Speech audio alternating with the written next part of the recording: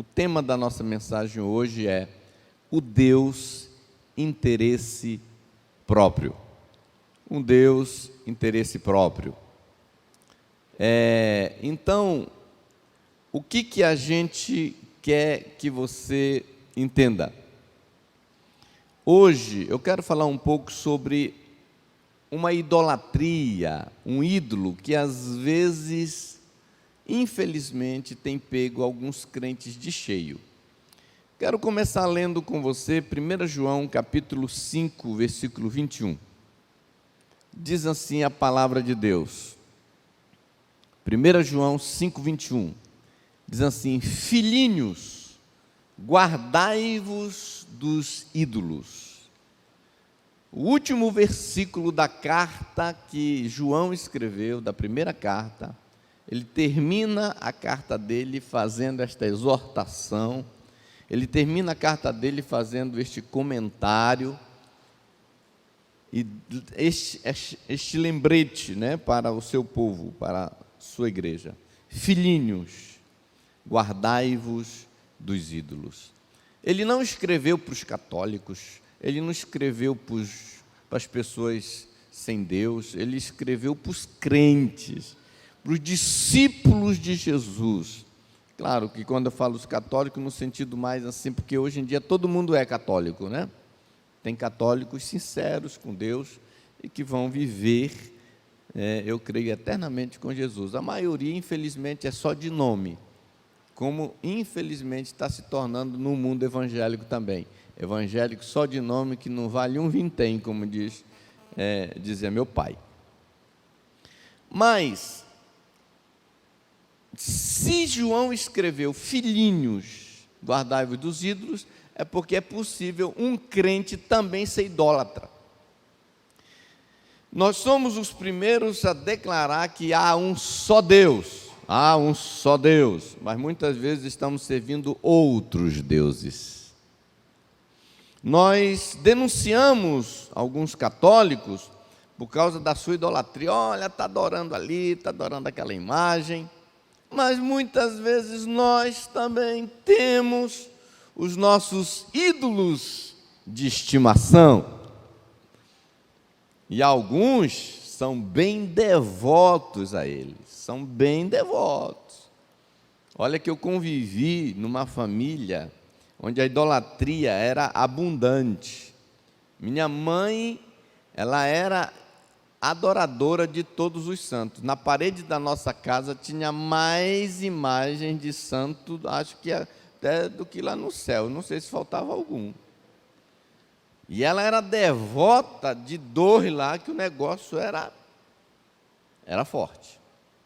Graças a Deus que os olhos da minha mãe abriram e ela entendeu. Vamos entender hoje o que é idolatria, ou o que é um ídolo. O que é um ídolo? O que é idolatria? É tudo aquilo que concorre com o verdadeiro Deus. É tudo aquilo que é mais importante do que Deus. Vou ler bem devagar para você entender isso. É tudo aquilo que valorizamos e amamos mais do que Deus. É tudo aquilo que nos tira da presença e da vontade de Deus. Parabéns, está no slide, isso é muito bom. É tudo aquilo que nos afasta de Deus. É tudo aquilo a que e a quem me dedico mais do que a Deus. É tudo aquilo que temos mais prazer do que em Deus. É qualquer coisa ou pessoa que tem mais valor e importância no nosso coração do que Deus e os seus interesses. É qualquer coisa ou pessoa a quem você devota mais tempo e atenção que você ama mais do que a Deus, do que você deseja segundo a importância. É qualquer coisa que ocupa o primeiro lugar no coração de Deus. Então essas são algumas frases até um pouquinho repetitivas para você ter uma ideia do que é idolatria, do que é um ídolo, porque muitos crentes pensam que idolatria é só uma imagem de pedaço de pau ou de gesso, ou um bezerro de ouro. Mas a verdade é que ídolo ou idolatria pode ser um carro, pode ser seu trabalho, pode ser seu cônjuge, pode ser seus filhos, pode ser seus pais, pode ser o estudo, pode ser sonhos, os meus sonhos, pode ser um namorado, pode ser dinheiro, pode ser sexo, pode ser todo tipo de prazer, como por exemplo, dormir. Você já imaginou que dormir ser um ídolo? Se você ama mais do que Deus, se te afasta da presença de Deus, se te impede de buscar a Deus, dormir é um ídolo, é uma idolatria. Você ama mais dormir do que estar com Deus. Comer, pede para uns crentes jejuarem, para você ver o pinote que eles dão. Jejuar está repreendido em nome de Jesus, do diabo. Ou seja, a comida é mais importante para ele do que deixar de comer e tirar um tempo com Deus. Isso é idolatria. Viajar. É bom viajar? É bom, eu gosto de viajar de férias, né? De férias eu gosto. Mas algumas pessoas estão viajando na hora errada. Estão deixando Deus de lado em nome de viagem. Lazer, internet, celular, e a lista vai. Eu poderia passar aqui 1 hora só dando uma lista de ídolos que são os mais cotados na lista dos crentes. Só está faltando eles fazerem um altarzinho em casa e colocar o celular lá dentro. Colocar o carro lá dentro e se benzer ainda.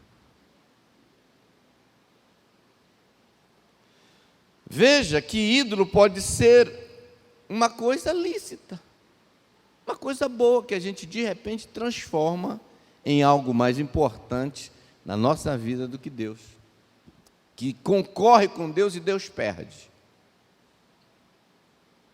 A idolatria é chamada de adultério espiritual. Eu quero ler hoje com você algumas porções do livro que Oséias, que foi um profeta do Antigo Testamento. Se você nunca leu Oséias, eu te desafio a conhecer a história desse profeta e conhecer esse livro. É uma história muito interessante. Oséias foi levantado no meio de um momento onde Israel estava em adultério espiritual com um Deus chamado Baal. Ele foi levantado no momento em que Israel se desviava, estava trocando o Deus verdadeiro por um outro Deus chamado Baal. E Deus chama Oséias, no capítulo 1, verso 1 em diante, diz assim: a palavra do Senhor que veio a Oséias, filho de Beeri, durante os reinados de Uzias, Jotão, Acais e Ezequias. Veja que ele profetizou durante a passagem de vários reis, e de Jeroboão, filho de Joai, rei de Israel. Quando o Senhor começou a falar por meio de Oséias, disse-lhe: vá, tome uma mulher adúltera e filhos da infidelidade, porque a nação é culpada do mais vergonhoso adultério, por afastar-se do Senhor. Oséias é um profeta que Deus pede para ele ir pegar uma prostituta, literalmente do prostíbulo, casar com ela, e a história romântica matrimonial de Oséias para representar para o povo de Israel a infidelidade de Israel. Essa mulher passa a trair Oséias, voltar para o piseiro várias vezes, e Deus manda ele voltar, pega ela de volta, e ela volta, e ele pega de volta, faz um filho, e dá o nome do filho, tudo profeticamente. Deus é estranho nesse sentido, foge à lógica. só para mostrar para o povo de Israel como que estava o quadro espiritual, ou seja, a vida familiar de Oséias passa a ser o retrato falado da condição espiritual que Israel estava vivendo. Israel estava trocando o Senhor por Baal. Quem era Baal? Era o amante de Israel. O amante de Israel. Baal era um deus mais adorado na época do mundo pagão, que Israel começou a enamorar-se dele, se apaixonar por ele. A história de Baal cruza toda a Bíblia. Veja que Baal não era um deus só das nações pagãs e das pessoas que não conheciam Jeová, mas muitos em Israel também estavam adorando, e eis aí a razão da ira de Deus. Deus estava irado com o povo. Quantos são casados aqui? Homens, levante a mão, homens. Quantos iam ficar felizes se sua esposa te traísse? Quantos iam gostar de ver sua esposa nos braços do outro? Adultério, querida, é isso. É pertencer a uma pessoa, mas se entregar a outra. Isso é adultério. É uma dor que, segundo os que já me descreveram, é insuportável. Agora, Deus também, Ele tem sentimentos. Hoje, qual seria um ídolo, um Deus que não somente o povo do mundo, mas muitos evangélicos estão também servindo? Na minha concepção, o nome desse Deus chama-se o Deus interesse próprio. Deus vontade própria. O Deus mais adorado chama-se o Deus eu. O que eu quero, os meus planos, a minha vontade, os meus interesses. Hoje eu quero falar um pouco sobre característica dos adoradores do Deus interesse próprio. O interesse próprio se tornou um ídolo na vida de algumas pessoas. E por parte de alguns há uma dedicação tão intensa. Ele elegeu isso como uma coisa mais importante da sua vida, que Deus não tem vez. É o amante dele. Vamos ler aqui um texto em Lucas 14, que diz assim, Lucas 14, a partir do versículo 16 e 24, que vai ajudar a gente a entender um pouquinho. Diz assim, Jesus respondeu, certo homem estava preparando um grande banquete e convidou muitas pessoas. Na hora de começar, enviou seu servo para dizer aos que haviam sido convidados, venham, pois tudo já está pronto. Versículo 18. Mas eles começaram um por um a apresentar desculpas. O primeiro disse, acabei de comprar uma propriedade e preciso ir vê-la. Por favor, desculpe-me. O outro disse, acabei de comprar 5 juntas de bois e estou indo experimentá-las. Por favor, desculpe-me.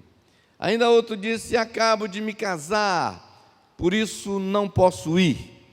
O servo voltou e relatou isso ao seu senhor. Então o dono da casa irou-se e ordenou ao seu servo, vá rapidamente para as ruas e becos da cidade e traga os pobres, os aleijados, os cegos e os mancos. Disse o servo, o que o Senhor ordenou foi feito e ainda há lugar. Então o Senhor disse ao servo, vá pelos caminhos e valados e obrigue-se-os a entrar, para que a minha casa fique cheia. E eu lhes digo, nenhum daqueles que foram convidados provará do meu banquete. Aqui estão algumas características dos que servem e adoram o Deus interesse próprio. Primeiro, os devotos do Deus interesse próprio, da vontade própria, dos planos próprios, adoram viver seus próprios planos e desprezar os planos de Deus. Isso é uma característica presente nesse texto. Os que foram chamados, os que foram convidados para ter comunhão, fazer parte da ceia, da festa, falaram: não posso, estou ocupado, eu tenho outra coisa mais importante para mim. Outra característica dos adoradores do Deus interesse próprio é uma das principais, é a indiferença às ordens e chamados de Deus. Olha aqui para mim, indiferença.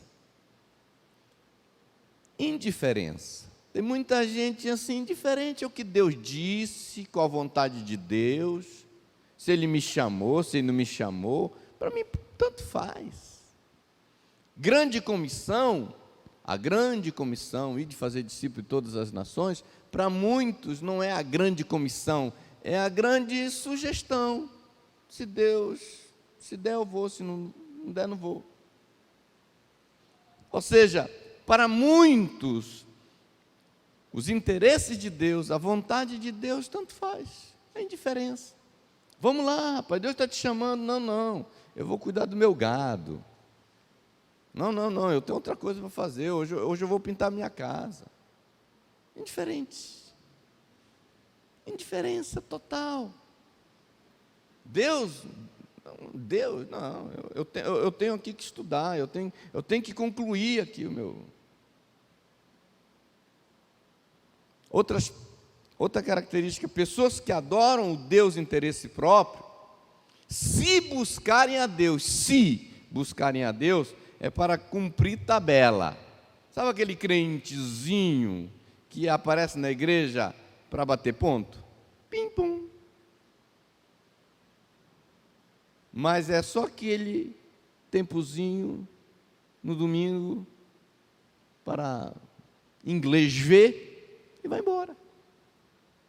Se buscarem a Deus, se forem para a igreja, é para cumprir tabela ou para resolver um problema que estão passando, ou para receber uma bênção, e não para adorá-lo. Se vão à igreja, é pensando em receber algo, nunca em dar. Eles vão para a igreja porque estão em apuros. Deus tem que fazer alguma coisa, pastor. Ore por mim, pastor. Estou precisando do milagre aí, pastor. O negócio está pegando, o bicho está pegando, pastor. É o casamento que tem crise, é o filho que está internado, é a polícia que está no encalce. Ora aí, pastor, é um diagnóstico terrível que o médico deu. Pastor, pelo amor de Deus, pastor. Eu acho que domingo nós ouvimos um testemunho aqui que era clássico, né, do Deus interesse próprio dominando a vida daquele casal. Mas a gente entende, porque eles eram descrentes. O pior é ver crente vivendo daquele jeito. Agora, graças a Deus, se você olhar para o lado, você vai ver vários obreiros que nem sentados estão, em pé, chegaram mais cedo do que muita gente aqui. Estão mostrando aí que com certeza eles teriam coisa para fazer hoje, trabalho para entregar, não sei mais o que, casa para varrer, comida para fazer, mas estão aqui. Se você for lá no nosso encontro agora, só pessoas fazendo o encontro lá, só pessoas, tem quase 140 pessoas, só inscritos, fora a cambada de servo que deve ter uns 40, 50. Estão lá, mão na massa, lavando, varrendo, cortando, trabalhando, se sujando de cebola, cuidando.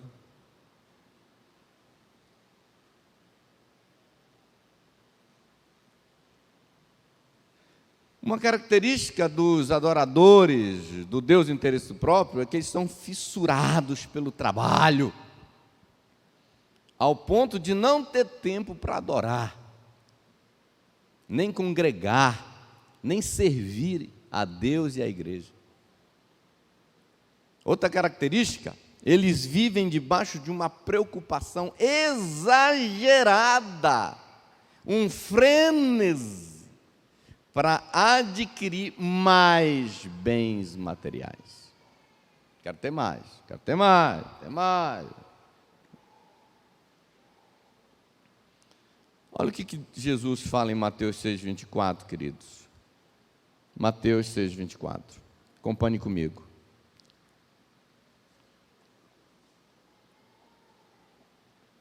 Mateus 6,24 diz assim: ninguém pode servir a dois senhores, pois odiará a um e amará a outro. Uma mulher não pode ter dois maridos, não pode ter o marido e o amante. É isso que Deus está dizendo. O adultério espiritual. Vocês não podem servir a Deus e ao dinheiro, ao mamon. Portanto, lhe digo, não se preocupe com sua vida quanto ao que comer ou beber, nem com seu próprio corpo quanto ao que vestir. Não é a vida mais importante que a comida e o corpo mais importante que a roupa? Observe as aves do céu. Não semeiam, não colhem, nem armazenam em celeiros, contudo o Pai Celestial as alimenta. Não tem vocês muito mais valor do que elas? Quem de vocês, por mais que se preocupe, pode acrescentar uma hora que seja a sua vida? Por que vocês se preocupam com roupas? Vejam como crescem os lírios do campo. Eles não trabalham, nem tecem. Contudo, eu lhes digo que nem Salomão, em todo o seu esplendor, vestiu-se como um deles. Se Deus veste assim a erva do campo, que hoje existe e amanhã é lançada ao fogo, não vestirá muito mais vocês, homens de pequena fé? Portanto, não se preocupem dizendo: o que vamos comer, o que vamos beber, o que vamos vestir, pois os pagãos é que correm atrás dessas coisas. Mas o Pai Celestial sabe que vocês precisam delas. Busquem, pois, em primeiro lugar, o reino de Deus e a sua justiça, e todas essas coisas lhes serão acrescentadas. Amém, queridos? Não foi o pastor Sabá que escreveu isso e falou isso. Foi Jesus que nós falamos: Jesus, meu Senhor, meu Rei.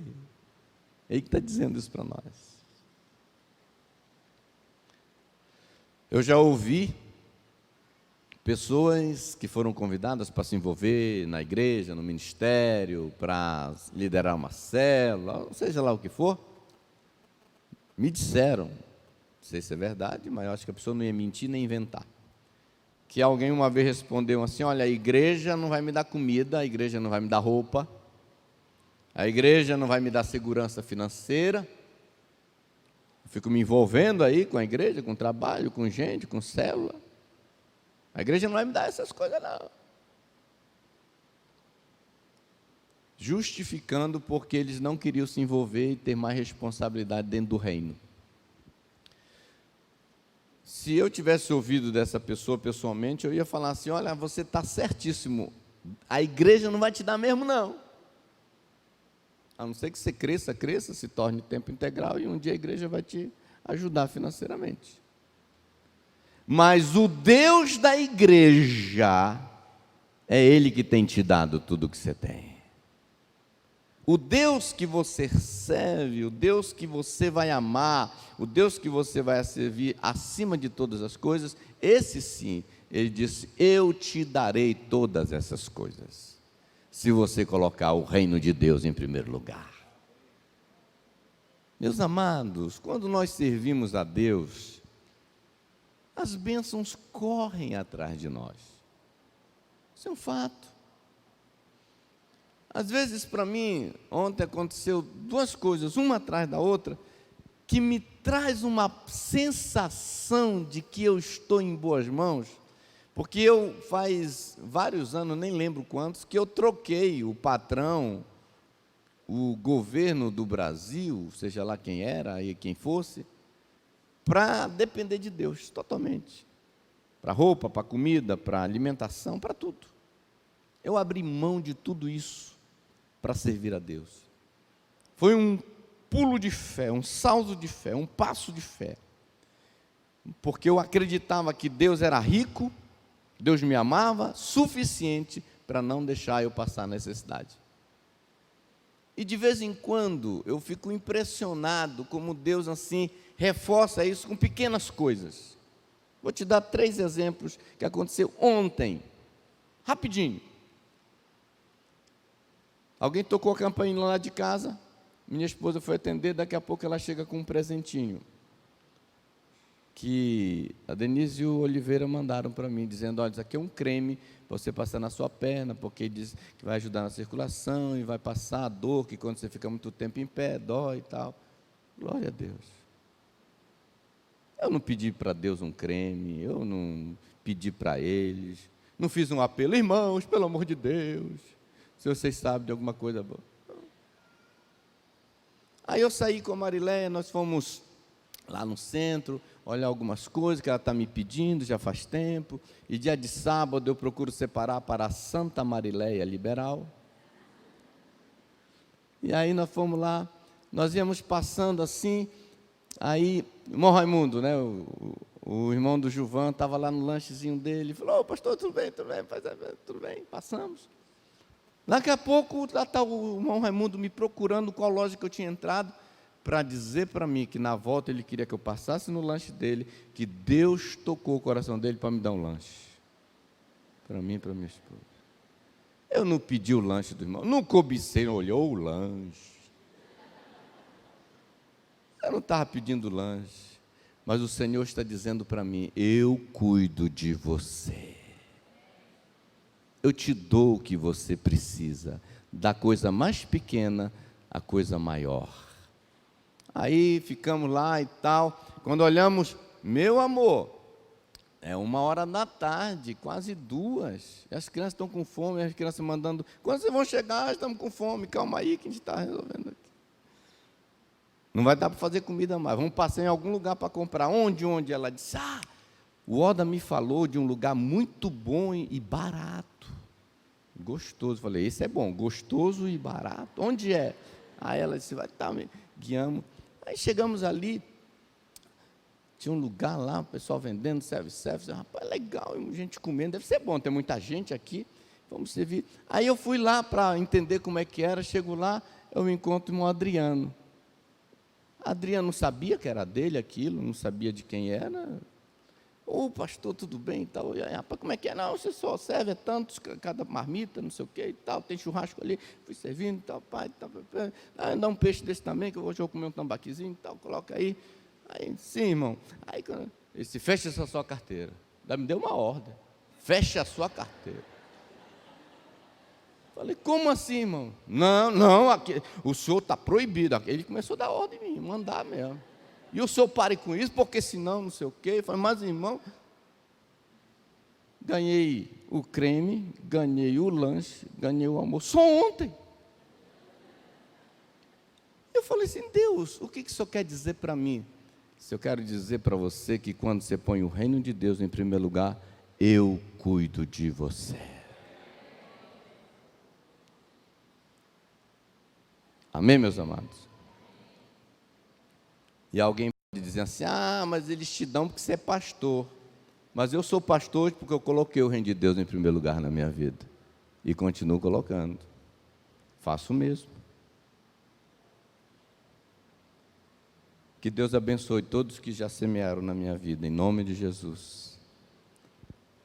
Para terminar esse ponto, vamos para o outro. Os efeitos na família que o Deus interesse próprio causa. A família e o Deus interesse próprio. Hoje é o domingo da família, eu queria que você entendesse isso. Depois da igreja, depois de Deus e da igreja, quem mais perde com a nossa devoção ao IP, IP é Deus, interesse próprio, é a família.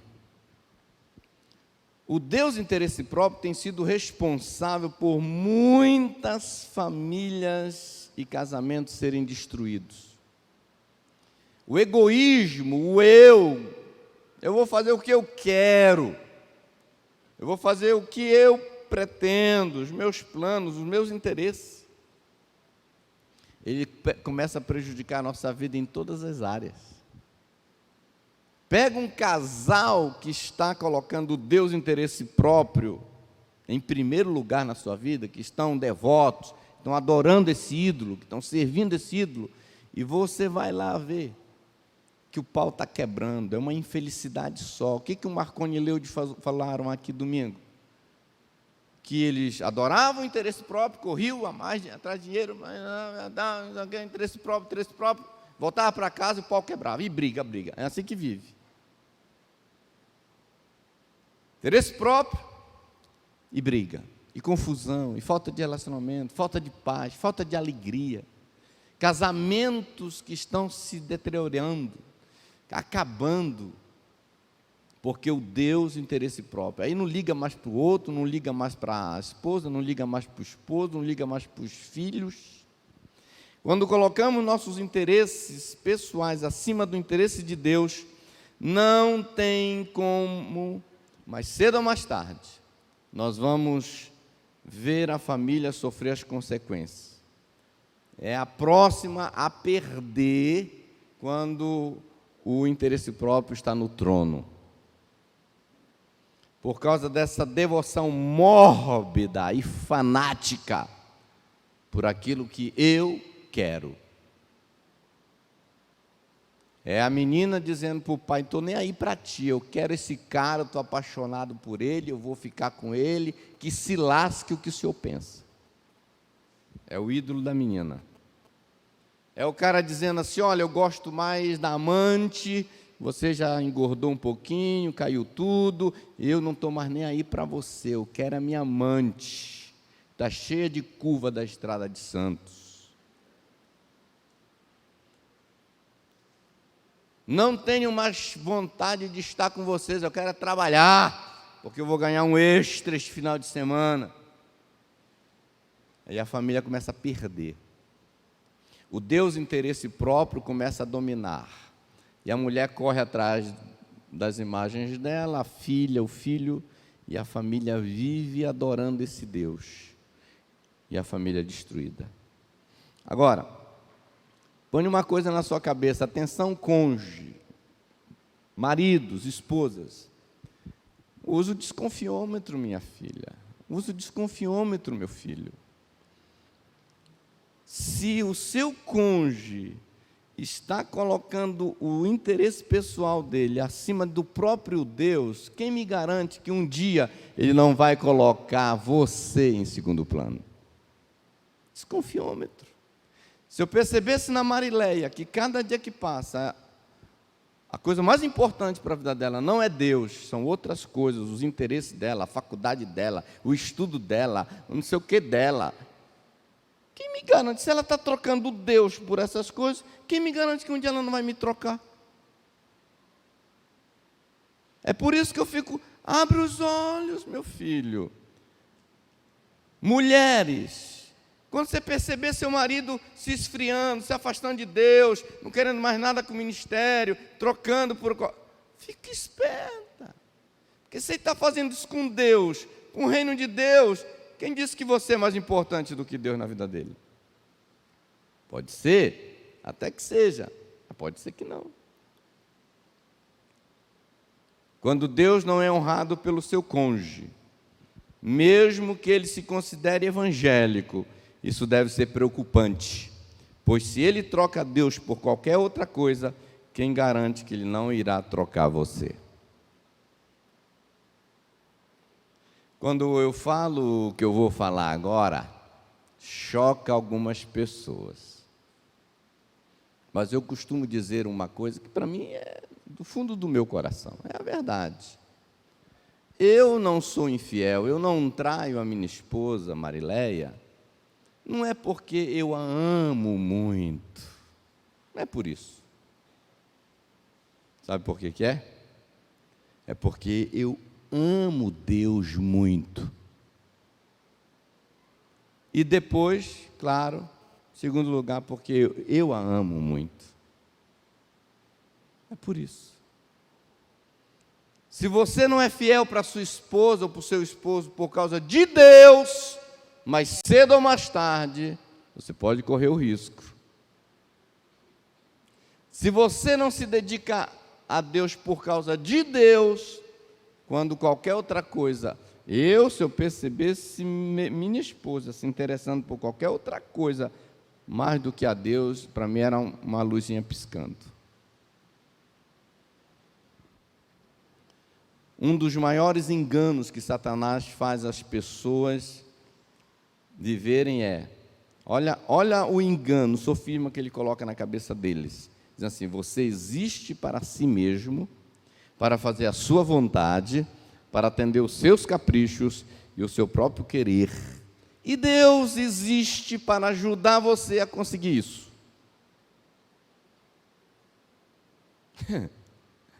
Eu existo para correr atrás dos meus objetivos, dos meus planos, do meu interesse, daquilo que eu quero, daquilo que eu elegi como a coisa mais importante para mim. E Deus existe para me ajudar a conseguir isso. É assim que muitas pessoas estão vivendo. Estão me entendendo? Estão me entendendo?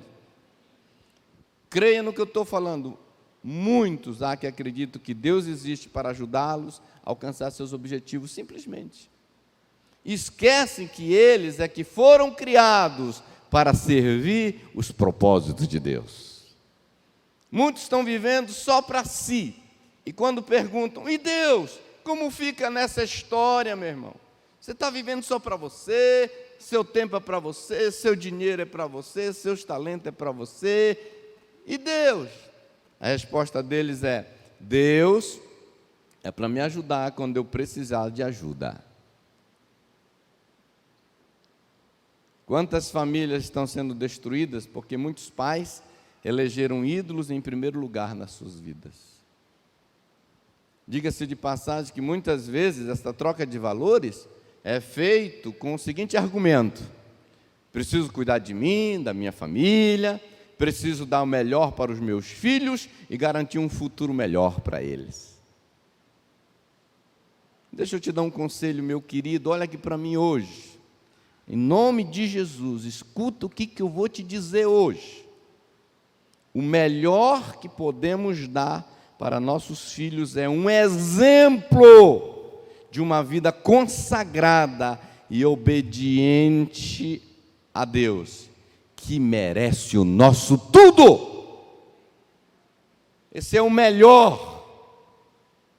Se eu não deixasse um par de tênis de herança para o Rafael, eu não ia ficar triste, porque eu estou deixando um legado de um homem que ama a Deus e que teme a Deus e que colocou Deus em primeiro lugar na sua vida.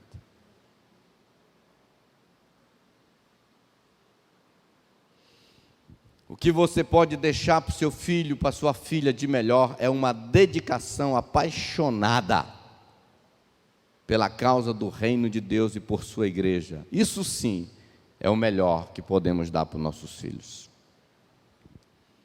Outro ponto que eu quero falar hoje é o ponto mais chocante da devoção ao Deus interesse próprio. Quero falar deste ponto que me choca mais, que me deixa mais, diria assim, agoniado. É que além da própria idolatria a esse Deus, o mais chocante, o mais triste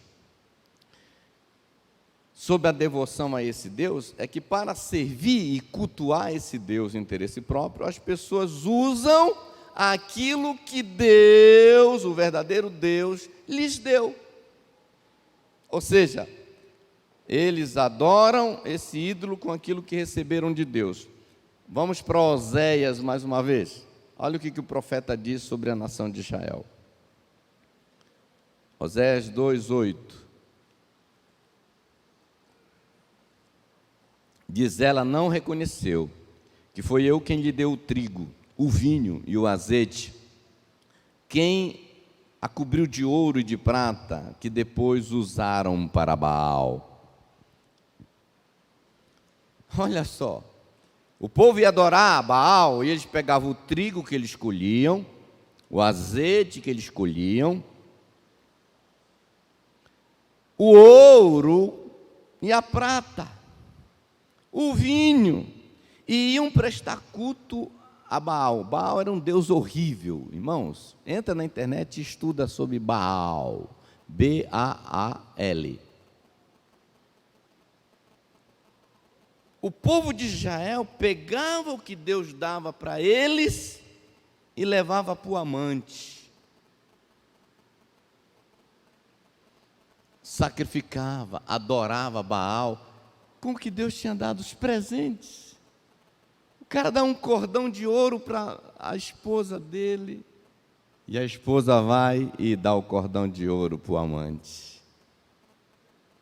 Como que é isso, pastor? A nação pega o que recebeu de Deus e serve Baal. Eles estão usando o que Deus deu para eles para servir os seus caprichos, seus ídolos. Por que hoje a gente pega, se a gente for fazer uma análise nas igrejas, até numa igreja igual a nossa, que tem um monte de gente trabalhando, um monte, mas ainda representa 10, 20% da maioria. Por que Jesus disse assim: a seara é grande, falta trabalhadores? Sabe por quê? Que a liderança e obreiros é escasso nas igrejas? Aqui está a principal razão: os crentes alegam não ter falta de tempo, ou não ter tempo. Eu não tenho tempo. Eles alegam falta de tempo. Eu estou cheio de trabalho, pastor. Talvez ano que vem eu possa me envolver com a igreja. Talvez ano que vem eu lidere uma célula. Talvez ano que vem eu comece a discipular. Talvez ano que vem eu me envolva no acolhimento. Talvez ano que vem eu me envolva no louvor. Talvez ano que vem... Porque agora estou ocupado. Não tenho tempo. Cada vez mais os membros da igreja insistem em dizer que não tem tempo para serem líderes na igreja. Eles lideram em outros lugares. Olha isso que é triste. O ponto mais chocante é isso. Eles lideram em outros lugares, são presidentes de sindicatos, presidem suas classes estudantis, lideram peladas e passeios, assumem responsabilidade nas escolas, na faculdade, mas dizem que não tem tempo para servir a igreja. Oi! Dá para dizer amém ou o negócio está forte? Se vocês quiserem, eu dou uma... Se vocês quiserem, eu maneiro. Eu preciso saber, está doendo? Dá um retorno aí. Pelo tom do amém, eu dou para... Dá para entender. Amém, ai, está doendo, dá frouxa.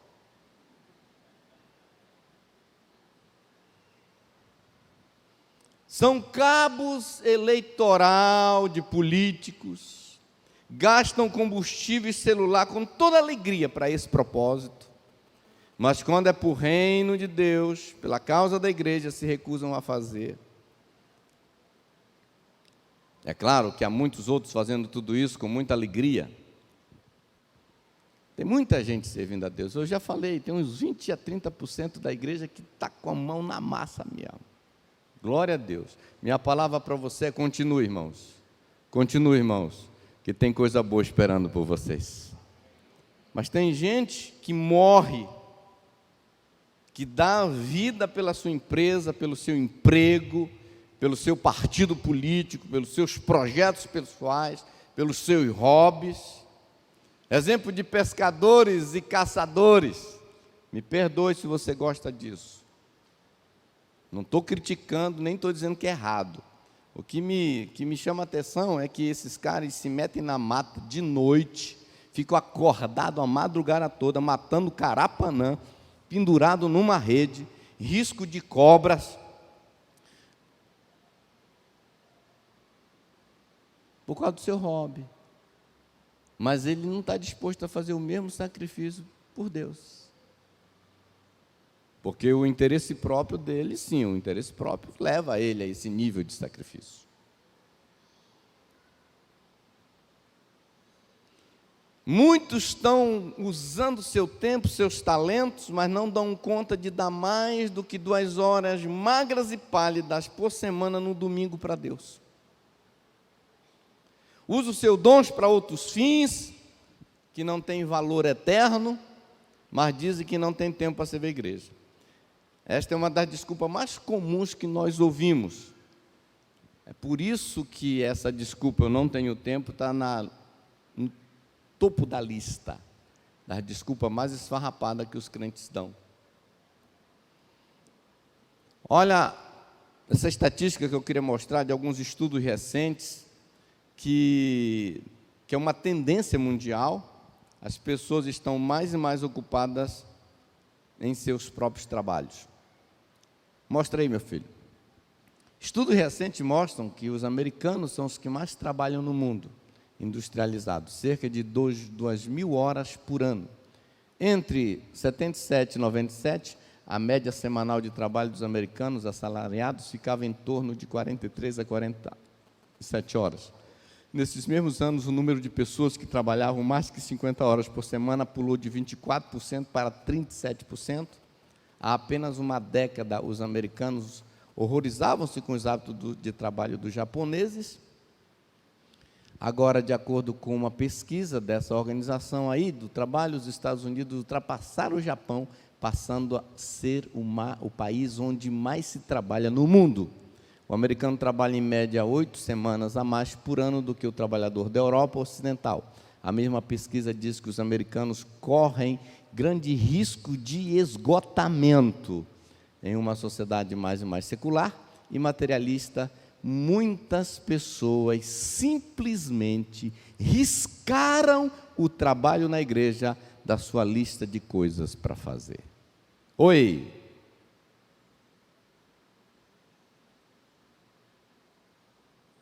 Tem alguém aí do outro lado?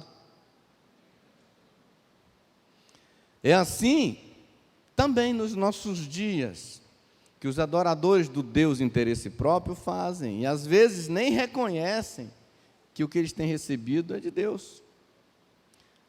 A inteligência que você recebeu, irmão, de quem que te deu?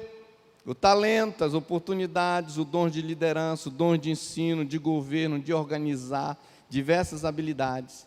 Dons que Deus te deu quando você nasceu, para você cumprir um propósito dentro do reino. Você pega esse trigo, esse azeite, esse óleo, esse vinho, esses talentos, esse ouro, essa capacidade de liderar esses dons, e você está servindo Baal, o Deus interesse próprio. E Deus, ó, como diz na minha terra, ó, Deus, ó, Deus te deu esses dons para você usar no reino, para o reino, para Ele, e você pega e dá para o amante.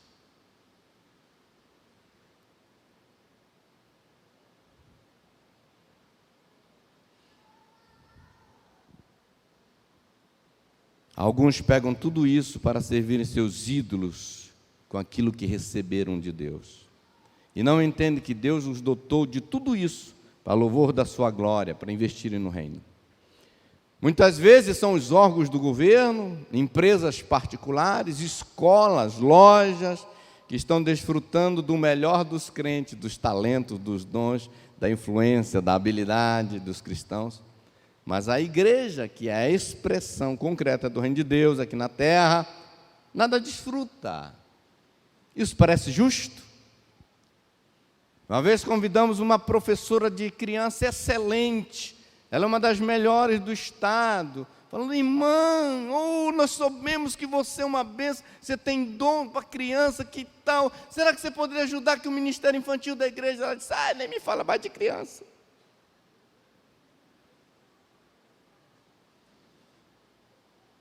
Eu passo a semana toda me envolvendo com criança.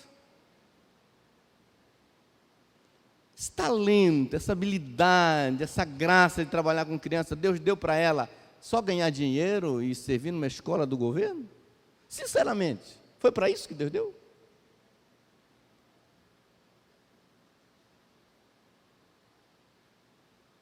Ou Deus deu pensando em ela abençoar as crianças, servir, cooperar para o reino, para a igreja crescer? Marcar essas crianças. Graças a Deus que nós temos também exemplos maravilhosos aqui na nossa igreja. E não só na nossa, em muitos. Uma vez eu fui nos Estados Unidos e eu fiquei surpreso. Foi lá que eu me inspirei com esse negócio do Ministério de Acolhimento, todo mundo podendo participar. Lá, irmãos, no acolhimento, no estacionamento, tinha um juiz, tinha médicos ajudando a estacionar com a farda. Seja bem-vindo, em que posso lhe ajudar? Eu fiquei impressionado com aquilo, foi a primeira vez que eu vi aquilo. Em São Gonçalo, uma vez eu e minha esposa fomos fazer uma conferência numa igreja. O cara que nos pegou no aeroporto ficou à nossa disposição, motorista que queria nos servir, que estava lá, pastor, está precisando de alguma coisa, sabe quem era? Um coronel reformado do exército. Eu ficava até constrangido. Disse, não, pastor, eu estou aqui para lhe servir, eu sou diácono na minha igreja, é o meu prazer. O que o senhor está precisando? Se for espirrar, me avisa que eu já trago lá em cima, pastor. Eu fui na igreja do apóstolo William, lá em São Paulo. Sabe quem é o pastor e líder dos jovens daquela igreja? Está bombando. É um delegado de polícia. E ele brincando, falei, mas rapaz, tu não prende esses meninos? Não, a gente está tentando libertar eles.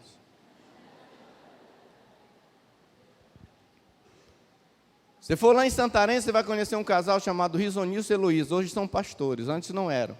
Risonilson era advogado, é advogado, e ela é engenheira. Você sabe o que eles faziam? Ele era responsável por toda a construção. Tudo que estava relacionado à construção, ele cuidava. E tudo que estava relacionado à compra, cozinha, para encontro, era a Heloísa. Ela dizia, eu quero cuidar disso. Você ia na casa deles, uma casa chiquérrima, piscina, bonito. Mas estavam na igreja, servindo a Deus. Eles falaram, o Deus de interesse próprio não terá no seu altar a minha vida. A nossa igreja, graças a Deus, nós temos aqui uma lista boa. Nós temos muita gente se envolvendo. Se você for olhar aqui na nossa igreja, nós temos o cônsul da Venezuela liderando célula, nós temos o coronel liderando célula, nós temos dezenas de empresários liderando célula. Nós temos um procurador do Estado aqui na nossa igreja liderando célula. Nós temos o diretor da Secretaria de Comunicação da Assembleia Legislativa liderando o setor. Nós temos engenheiros, empregada doméstica, nós temos psicólogos liderando célula. Nós temos assistente social, professores, pedreiros, pintores, vendedores, dona de casa, universitários, cabeleireiro, aposentado. Nós temos serralheiro, nós temos funcionário público, nós temos motorista, nós temos profissionais da saúde. Enfim, a lista é grande, de tantas profissões, de tanta gente dizendo, eu trabalho, eu estudo, mas eu sirvo o meu Deus. Os meus dons, os meus talentos, o vinho, o azeite que Deus me deu, o ouro, a prata, eu não vou colocar no altar de Baal, eu vou colocar no altar de Jeová. Deus me deu para Ele.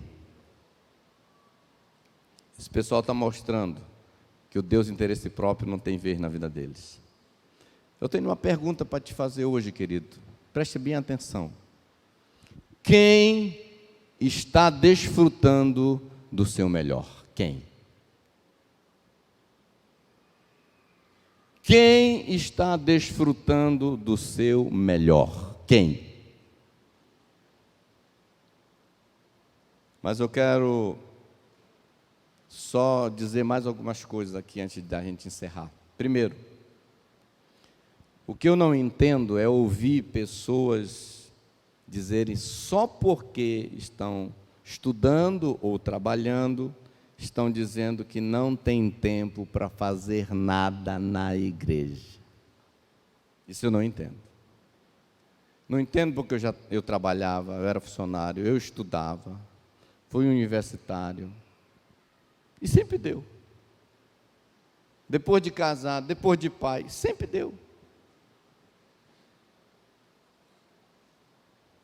Pastor, diz alguém assim, primeiro eu estou fazendo meu pé de meia, pastor, depois eu sirvo a Deus. Está errado. Primeiro não é o pé de meia, primeiro é o reino de Deus.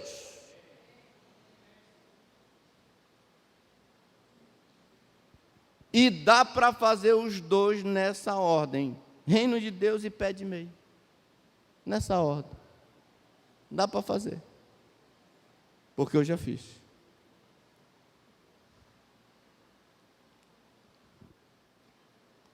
Queridos, tem 3 coisinhas que eu quero terminar dizendo para vocês. Primeiro, no Antigo Testamento, quando o assunto era adorar a Deus, Deus deixou bem claro. Quem pode, traz um novilho, tá? Um bezerrão. Quem não pode, financeiramente, traz um cordeiro. A família que for mais pobre não pode comprar um cordeiro, traz um pombo. Quem pode, traz um casal. Quem não pode, traz um casal de rolinha. E tudo isso tem um valor, monetariamente falando. Deus está dizendo assim, você precisa me adorar com aquilo que você pode. Ah, pastor, eu não posso me envolver nisso. Sim, mas você não pode dar um novilho? Não, mas dá um cordeiro. Não pode dar um cordeiro? Dá um casal de pombo. Não dá pombo, dá rolinha. Todo mundo pode adorar a Deus de acordo com sua condição e sua realidade. O que não pode é não dar nada. E por que não pode? Porque, pastor, eu estou ocupado com o interesse próprio. Eu estou colocando tudo no altar do interesse próprio. Outra coisa que eu aprendo. Eu nunca vi. O povo do mundo, às vezes, é mais devoto ao Deus deles do que muitos evangélicos ao Deus deles. Eu nunca vi um corintiano do roxo falar assim, hoje eu vou perder essa partida, porque eu preciso ir para o culto, adorar a Deus. Nunca vi um corintiano do roxo lá no mundo fazer isso. O cara é devoto, esse negativo, eu não vou para lugar nenhum, hoje eu vou assistir o Corinthians. O cara é fechado com o Corinthians. Pode convidar ele para outra coisa, ele não vai não. O cara do mundo não vai não.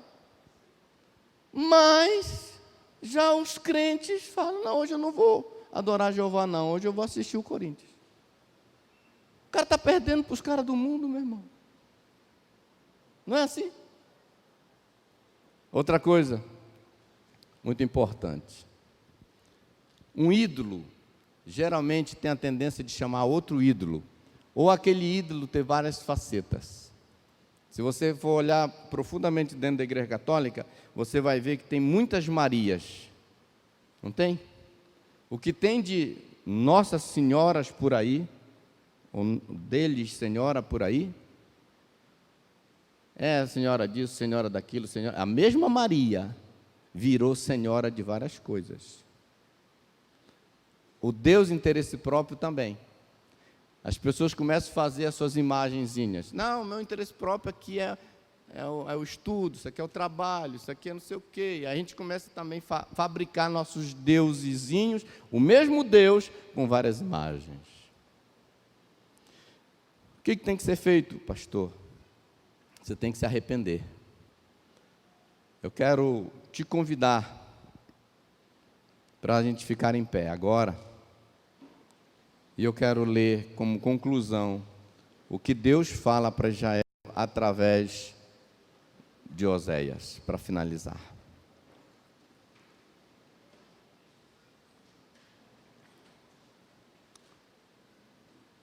Vamos ler e nós vamos encerrar o culto. Chamado ao arrependimento.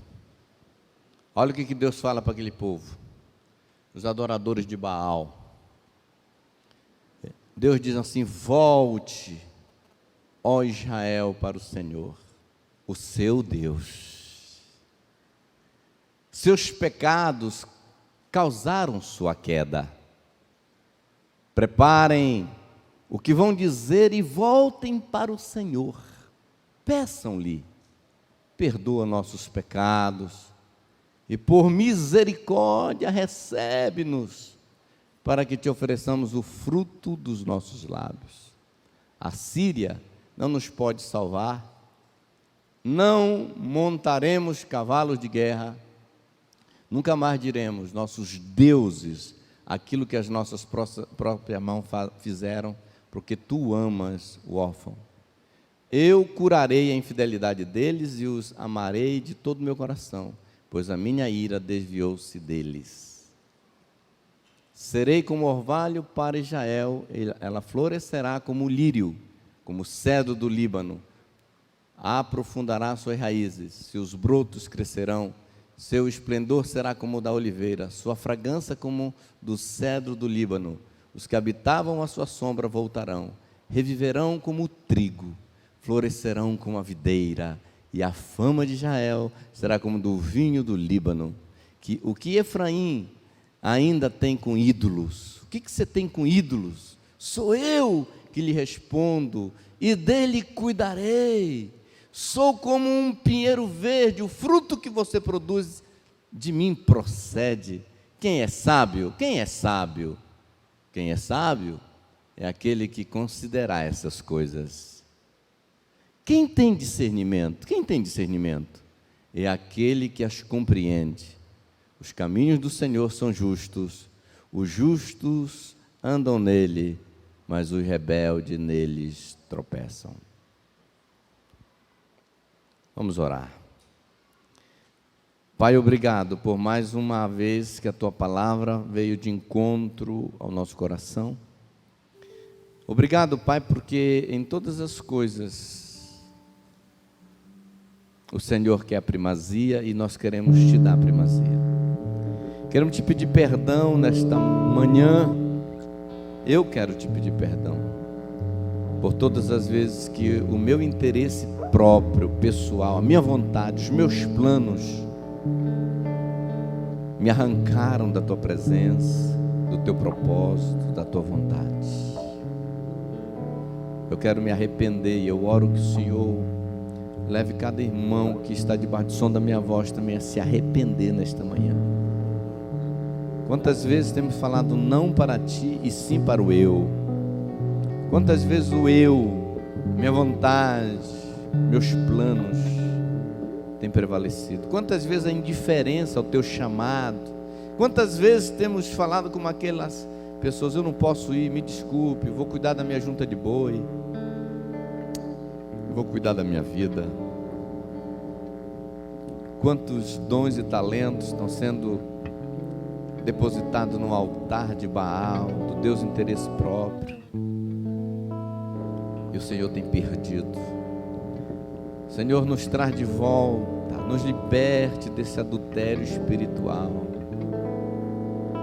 nos liberte desse adultério espiritual e nos leve a um nível de consagração, onde o Senhor pode contar conosco, aonde podemos dar uma resposta como Isaías disse, eu disse, quem vai por mim?